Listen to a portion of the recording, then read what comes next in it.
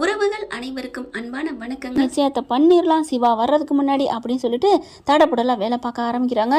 பொண்ணோட அப்பன் சரியான கில்லாடியாக இருப்பேன் போல இருக்கு. அப்படியே மகா கூட பிறந்திருக்கவன் மாதிரி இருக்காங்க.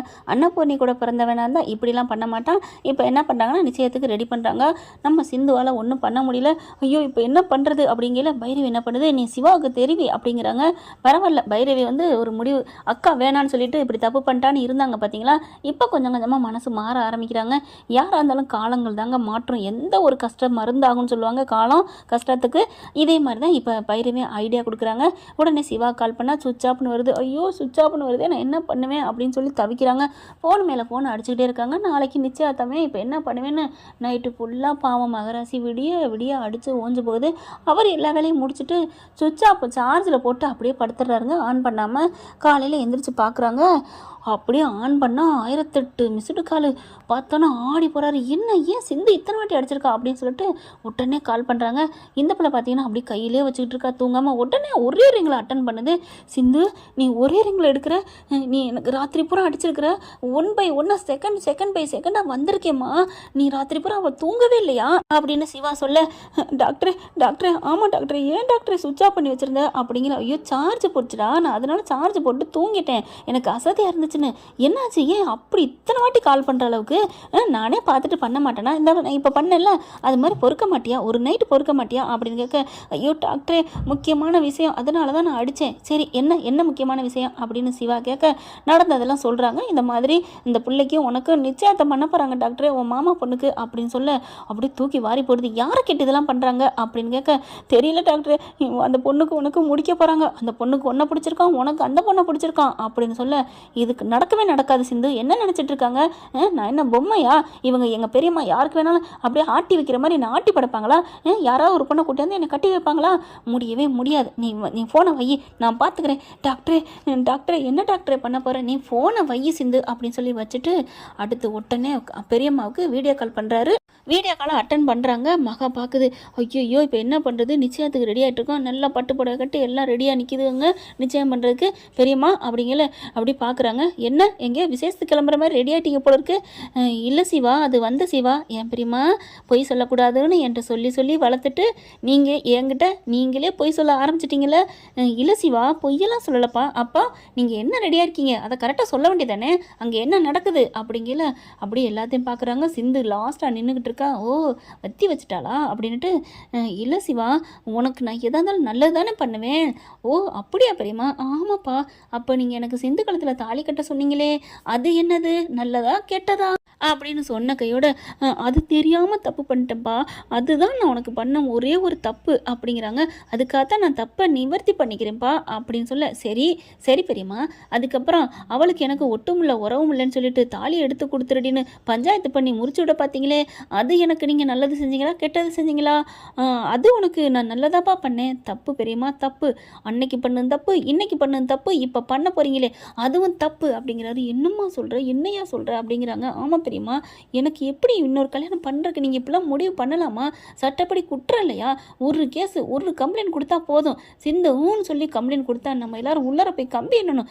அப்படிலாம் அவள் பண்ண மாட்டா, அந்தளவுக்குலாம் அவள் பண்ண மாட்டா, போக மாட்டா. இப்போ தெரியுதா சிந்துவோட அருமை, அவள் அந்த மாதிரி பண்ண மாட்டா, நல்லவ அப்படின்னு அடி மனசில் உங்களுக்கு நல்ல நம்பிக்கையான எண்ணம் இருக்குல்ல, அப்புறம் ஏன் பெரியம்மா அவளை விட்டுட்டு இந்த மாதிரி உங்கள் தம்பி பொண்ணுக்கு என்னை கட்டி வைக்க பார்க்குறீங்க? இல்லை சிவா, நான் சொல்கிறத கேளு, அவளை தான் உனக்கு நான் கட்டி வைப்பேன்.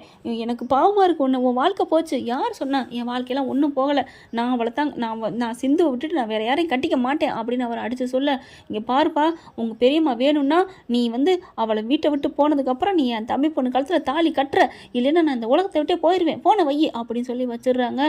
அப்பா அன்னபூர்ணி அக்கா சரியான ஆள், நீ ஸ்டடியாக இருக்கியே, அந்த உன் தம்பியோட சொத்து முழுக்க வாங்காமல் விட மாட்டேன் அப்படின்னு அது மங்கம்மா சவாதம் எடுக்குது.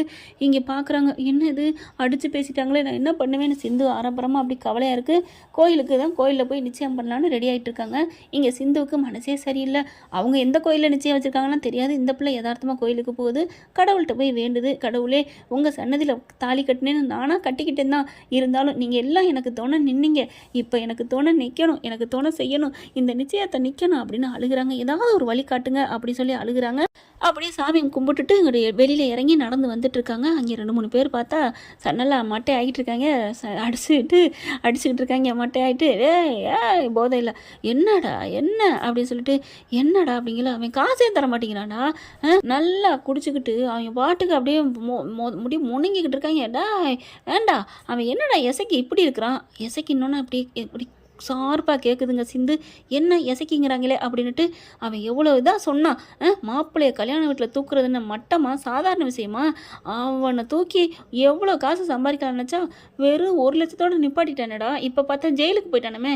வாங்கடா நம்ம ஜெயிலுக்கு போய் அவனை போய் கேட்கணும்டா. பணம் தரையா இல்லை உங்கள் பெரியம்மாட்ட சொல்லட்டுமா, உங்கள் பெரிய அக்காட்ட சொல்லட்டுமான்னு கேட்போமா அப்படின்னு சொல்லி அவங்க எல்லாம் பேசிகிட்டு இருக்காங்க. கரெக்டாக வீடியோ எடுக்குதுங்க சிந்து. உடனே ஆன் தி ஸ்பாட்டில் உடனே எடுக்குது வீடியோ. இல்லைடா சொல்லிட்டா அப்புறம் காசு கிடைக்காம போயிடும், நம்ம அவன்கிட்ட போய் காசை மட்டும் பறிப்போம். எசக்கி நே இங்கே பார், நீ ஒழுங்கா பணம் தர்ற இல்லைன்னு வைவேன் உங்கள் அக்கா, உங்கள் பெரிய அக்கா, உங்கள் டாக்டர் மாப்பிள்ளை எல்லாத்துலேயும் போய் சொல்லிடுவேன். நீ ஏமாற்றி இப்போ தாலி கட்டிருக்கிய காயு அவகிட்டையும் போய் சொல்லிடுவேன் காசை கொடுறா அப்படின்னு அவங்களுக்குள்ளே புலம்பிட்டு இருக்க. டேய் என்னடா என்கிட்ட கேட்குற காசு, நீ தானடா எசைக்கு ஓன்ட்டு தானடா கேட்க முடியும் அப்படி சொல்ல. டே தலைக்கு ஏறிடுச்சு, ஏன்டா அப்படி பண்ணுறீங்க விடுங்கடா அப்படி சொல்லி இன்னொருத்தன் நிதானமாக இருக்கேன். இவன் ஒருத்தன் ஏன்டா உனக்கு இதெல்லாம் பிடிக்காதடா. எனக்கு பிடிக்காதுடா. அப்புறம் எதுக்குடா நீ சம்பாரிச்சா அதுக்காண்டி உங்களை மாதிரி இப்படியா தன்னை நிலை மறந்து பேசுகிற அளவுக்கு குடிக்கிறது, விடுங்கடா எந்திரிங்கடா அப்படிங்கிறாங்க. டேய் அவன்கிட்ட போலீஸ் ஸ்டேஷனில் போய் ஜெயிலில் இருக்கானா அந்த எசைக்கிட்டு போய் நிதானமாக பேசணும். ஏன்னா நீ தெளிவாக இருக்கில்ல. கண்டிப்பாக நான் பேசுகிறேன்டா, நமக்கான பணம் வாங்கியே தீருவோம். இல்லைன்னா அவங்க வீட்டில் போய் சொல்லுவான். ஆறுமுகத்திட்ட சொன்னால் போதும் தங்கச்சி வாழ்க்கை கெடுத்துட்டான்னு ஆட்டி எடுத்துருவான். அதனால் கண்டிப்பாக பணம் கொடுப்பான் எசைக்கு, வாங்க அப்படி சொல்லிட்டு போகிறாங்க. வீடியோ எடுத்துடுறாங்க. அப்படி ஒரு சந்தோஷம் வேகமாக வருதுங்க. நிச்சயத்துக்கு ரெடியாகி நின்றுக்கிட்டு இருக்காங்க. பார்த்தீங்கன்னா அத்தை நிறுத்துங்க அப்படின்னு சொல்ல, ஏய் எதுக்குடி இப்போ நிறுத்த சொல்கிற அப்படிங்கிறாங்க. இங்கே நிற்கிறாங்களே உட்காந்துருக்காங்களே மகா, அவங்கள பற்றி ஒன்று நான் சொல்லணும் அப்படின்னு சொல்லிட்டு காமிக்கிறாங்க. பார்த்தா அந்த வீடியோ பார்த்தோன்னா ஆடி போகிறாங்க. அன்னபூர்ணிக்கு மயக்கமே வருது. அப்போது என் புள்ள வாழ்க்கை கெடுத்தது எசக்கியா ஏய் சொல்லு உனக்கு தெரியாதா அப்படிங்கல. அக்கா எனக்கு இது எதுவுமே தெரியாதுக்கா, அவன் தான்க்கா பண்ணியிருக்கான். இங்கே பார் நடிக்காத, எல்லாம் உங்களுக்கு தெரியும். அந்த அம்மா சொன்னால் காசு தரும் அப்படின்னு சொல்லியிருக்காங்கல்ல. ஐயோ அவன் சும்மா சொல்கிறீங்க, எனக்கு இதுக்கு எந்த சம்மந்தம் இல்லைக்கா அப்படின்னு சொல்ல. அடியே மகா, என் பெத்த பிள்ளைய உன் பிள்ளை மாதிரி தாண்டி நினைக்க சொன்னேன், இப்படி பண்ணிட்டியடி பாவி அப்படின்னு சும்மா சாத்துன்னு சாத்துறாங்க. சிந்து வந்து பார்த்தீங்களா அத்தை எப்படி பண்ணுறாங்கன்னு சொல்லிட்டு இருக்கல. காலில் விழுந்து மன்னிப்பு கேட்குது. அக்கா என்னை மன்னிச்சிருங்கக்கா, அக்கா என்னை மன்னிச்சிரு அப்படிங்கிற ஆர்வம் பார்க்குறாரு. சின்னம்மா உங்களை நான் எவ்வளோ உயர்வாக நினச்சேன், என் தங்கச்சி வாழ்க்கை எப்படி கெடுத்துட்டீங்களே. கல்யாணத்தன்னைக்கு மாப்பிள்ளையை கடத்திட்டு போயிட்டு இப்படி பண்ணிக்கானா. அவன் நகையத்தான் கடத்தினான்னு பார்த்தா தாலி கட்டின மாப்பிள்ளையும் கடத்திருக்கானே. பைரவி வருது. நான் தான் அன்னையிலேருந்து சொல்கிறேன், நீங்கள் யார் கேட்டா அப்படின்னு சொல்ல பார்க்குறாங்க. இப்போ என்ன பண்ணலாம் அப்படிங்கிறால. என்ன பண்ண முடியும், ஒன்றும் பண்ண முடியாது. நீங்கள் இதை இந்த வீட்டோட மருமகளாச்சே, ஒன்றும் பண்ண முடியாது அப்படின்னு சிந்து சொல்ல. முடியாது, தப்பு பண்ணால் யாராக இருந்தாலும் நான் தண்டிச்சே தீர்வேன். யாராக இருந்தால் என்ன, நான் விட மாட்டேன். இந்த அன்னபூர்ணினாலே சத்தியத்துக்கு பேர் பண்ணவ அப்படின்னு சொல்லிட்டு மரியாதை வீட்டை விட்டு வெளில போமாகா அப்படி சொல்ல. அக்கா அப்படிலாம் சொல்லாதக்கா, இன்னைக்கு நம்ம பிள்ளைக்கு நிச்சயதார்த்தம்க்கா, அது சிவா வந்ததுக்கப்புறம் பார்த்துக்கலாம். இப்போ நிச்சயத்தம் பெருசு இல்லை. நீ இது நின்று போச்சுன்னு வச்சுக்கோ, கிளம்புடி, நீ வீட்டுக்குள்ளே இருக்கக்கூடாது. ஆண்டி அப்படின்னு அந்த பிள்ளை வருது. நிச்சயத்தை நடத்தலாமே, எப்படி நடத்துறது? இப்போ அவள் அம்மா இந்த மாதிரி விரட்டி விட போகிறேன், அவள் பிள்ளைக்கு எப்படி பண்ணுறது? சிவா உங்கள் பிள்ளை தானே, பிள்ளையா இருக்கட்டும், அவனும் வேணான்னு சொல்லி அழுகிறான். எனக்கு மனசே சரியில்லை. தம்பி கோச்சுக்காதடா, இப்போ நிச்சயத்தை வேணாம் அப்படின்னு பட்டுன்னு எந்திரிச்சு அது பாட்டுக்கு போகுது. ஏய் நீ வெளியே போ அப்படின்னு சொல்லி தரன்னு வெளியே இழுத்து விடுது. காலில் விழுந்து மன்னிப்பு கேட்குது. நோ அப்படின்ட்டு அது பாட்டுக்கு போயிடுது. நிச்சயத்தை நின்று போச்சே அப்படின்னு வந்துக்கிட்டு இருக்க. சிந்து மட்டும் சும்மா காலை தூக்கி விட்டு டண்டனக்கன்னு அப்படியே ஆடிக்கிட்டு மகா அப்படி நிற்க. எப்படி அப்படிங்கல. காலில் விழு சிந்து, என்னை மன்னிச்சிருன்னு காலில் விழு அப்படிங்கல. அப்படி பார்க்குது. மன்னிச்சிருங்க சிந்து, மன்னிச்சிரு அப்படின்னு காலில் விழுகுது. என்ன ஏன் காலில் விழுந்துட்ட அப்படிங்கல. அப்படியே காலை தூக்கி வாரி விடுது. என்னடி உன் காலில் விழுவேன்னு நினச்சியா அப்படின்னு சொல்லல. அம்மானு இடுப்பு விழுகுது. சிந்துக்கு அடி விழுந்துருது. நான் போகிறேன், உன்னை 4 சாத்தன்னு நினச்சேன். சரி எல்லோரும் இருக்காங்களேன்னு காலை வாரி விட்டு போகிறேன்டி, நான் வருவேன்டி, நான் வந்து உனக்கு பண்ணுவேண்டி அப்படின்ட்டு போகுது. பப்பா அப்படின்னு சொல்லிட்டு அம்மா இடுப்பு வச்சே அப்படின்ட்டு சிவாவுக்கு வேகமாக கால் பண்ணுது. அம்மாங்களே என்னாச்சு அப்படிங்கிறாரு. டாக்டர் இடுப்பு ஒடிச்சு போட்டாங்க டாக்டரே. ஏய் நான் இங்கே இருக்கேன், யார் உனக்கு இடுப்பு ஒடிச்சது அப்படிங்கிற. உங்கள் அம்மா தான், உன்னை பெத்த ஆத்தா தான் அப்படின்னு சொல்லிட்டு நடந்ததெல்லாம் சொல்கிறாங்க. வாவ் சூப்பர் சிந்து சூப்பர், அந்த வீடியோ தான் எனக்கு நீ அனுப்புனியா, வந்துச்சு நீ அதுக்குள்ளே கால் பண்ணிட்டேன், நான் பார்க்க முடியல, பாரு டாக்டரே பாரு அப்படிங்கிறாங்க. கட் பண்ணிவிட்டு பார்க்குறாரு, பார்த்துட்டு ஆடி போகிறாரு, திருப்பி கால் பண்ணுறாங்க. ஏ சிந்து கை கொடு கை கொடு, வேற லெவல் கலக்கிட்ட சிந்து அப்படின்னு சொல்லி கை கொடுக்குறாங்க. அது மட்டும் இல்லை, நான் நிச்சயத்தை நான் நிப்பாட்டலை, தன்னால் நின்று போச்சு. உங்கள் பெரியம்மாவுக்கு மனசே சரியில்லைன்னு சொல்லி நிப்பாட்டிட்டாங்க. உங்கள் மாமா பொண்ணு ஆண்டி ஆண்டி ஆண்டி ஆண்டின்னு சொன்னா, அவரும் அக்கா அக்கா அக்கா அக்கான்னாங்க. ஒன்றும் நடக்காது, அன்னபூர்ணி அத்தை மனசு வச்சா தான் எல்லாம் அப்படிங்கல. நானும் அதானே சொன்னேன், பெரியம்மா பேச்சா என்னால் மீற முடியலேண்டு. டாக்டரே பெரியம்மா விட காதல் தான் ஜெயிச்சிருச்சு டாக்டரே. என்ன சொல்கிறேன்? ஆமாம் பெரியம்மா எனக்கு இந்த நிச்சயத்தை வேணாம், கல்யாணம் வேணாம் நான் அடித்து சொன்னியே டாக்டரே, உனக்கு எப்படி தெரியும்? நான் அங்கே தான் நான் டாக்டரே நின்றுக்கிட்டு இருந்தேன், அப்போ பெரியம்மா ஸ்பீக்கரில் போட்டிருந்தா. ஆமாம் டாக்டரே அப்படின்னு சொல்ல, அடி கள்ளி உன்னை கிள்ளி பிடிவேன் அப்படிங்கிறாங்க. வலிக்குது அப்படின்னு சொல்ல, என்னது வலிக்குதா? ஆமாம் டாக்டரே நீ கில்லுன்னு அதுதான். ஏய் நான் கில்லவேலடி, நீ சொன்னதே எனக்கு அப்படியே இருக்குது டாக்டரே, நீ இப்போ அங்கேருந்து முத்தம் கூட எனக்கு அப்படியே இங்கே கேட்கும், அவ்வளோ அழகாக இருக்கும் கூடு அப்படிங்கல. வைடி போன அப்படிங்கல. டாக்டரே ஐ லவ் யூ அன்னைக்கு சொல்லலை, இப்போ அது சொல்ல அப்படி சொல்ல உடனே ஐ லவ் யூ அப்படிங்கிறாங்க.